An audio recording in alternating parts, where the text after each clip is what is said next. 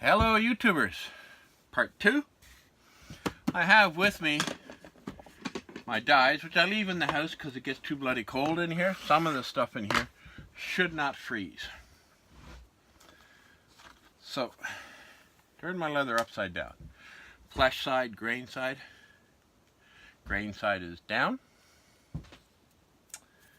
And I need some gloves.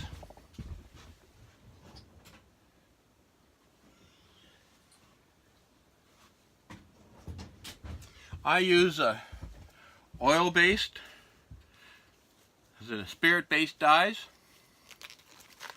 They are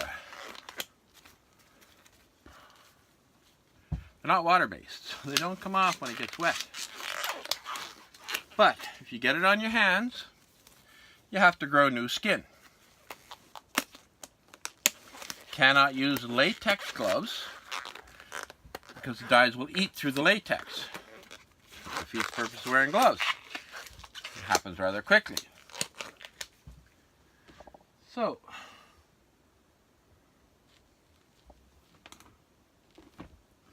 trying to match the color of the dye, I use little baby food jars to put it in so I can use it. And then I top it up from this travel container. Question my idea of putting it. So I gotta have a larger jug of something, a liter, and I get gallon jugs and put them into the liter ones, from the liters into the baby food jars. So when I'm at a show, these jars are what I use.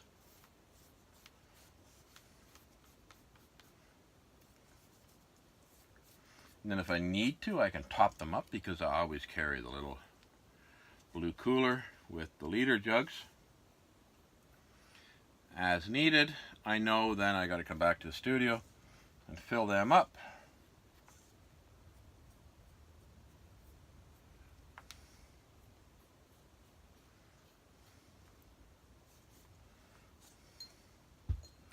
Do the flesh side first, then the grain side.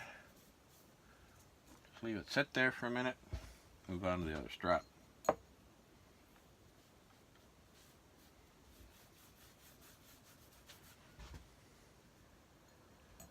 As I'm applying it, I can tell just how much is going on. It will soak in, so the splotchiness will disappear like a sponge soaking up water. Eventually the sponge spreads that water out. Same thing with the leather. It will soak the dye in, taking into account that the actual thickness, the density of the leather in different spots will affect how it absorbs, how much it absorbs. But basically it's getting wet through and through with the dye. It will absorb more on the grain side than it does on the flesh side. So the color on one side of the leather will generally be a little different than it is on the other.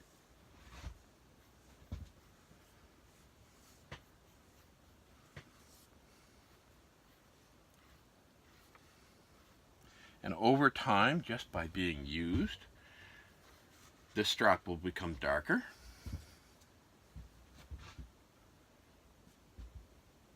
The oils from your hands get onto it. Leather will oxidize in sunlight, so that will affect it as well. It won't look exactly like the antique case, but that's okay too. It's not for a customer, it's my own. I live in a perfect area for bird watching.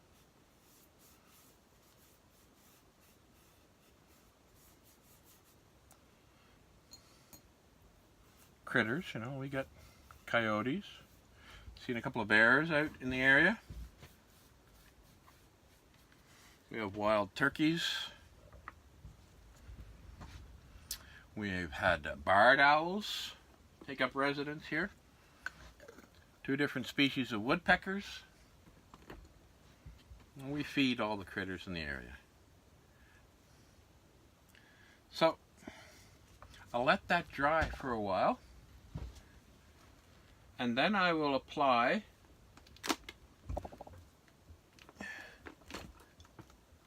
some sheen. It's like a water-based varnish. I need a fresh dauber for this one.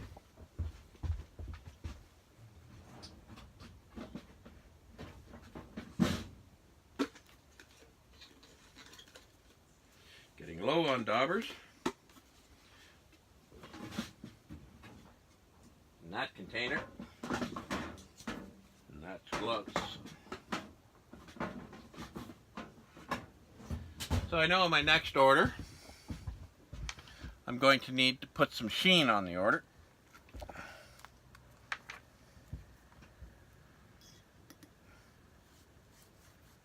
I don't know, I refer to it as like a water-based varnish to help seal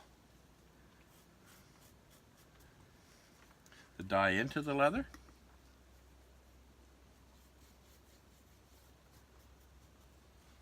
Then I'll set it up in an area where it can breathe. Both sides, because it's very sticky.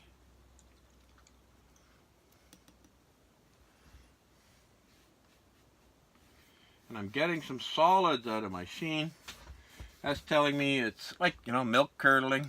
It's aging. So when I restock my dyes, and I'll be placing an order, where are we, mid-March? End of March, April. I have applied for a local festival that's the end of April. If I get accepted, it's my first year at it, then I'll need to stock up in the dyes before I go to it. That's when I organize this little toolbox.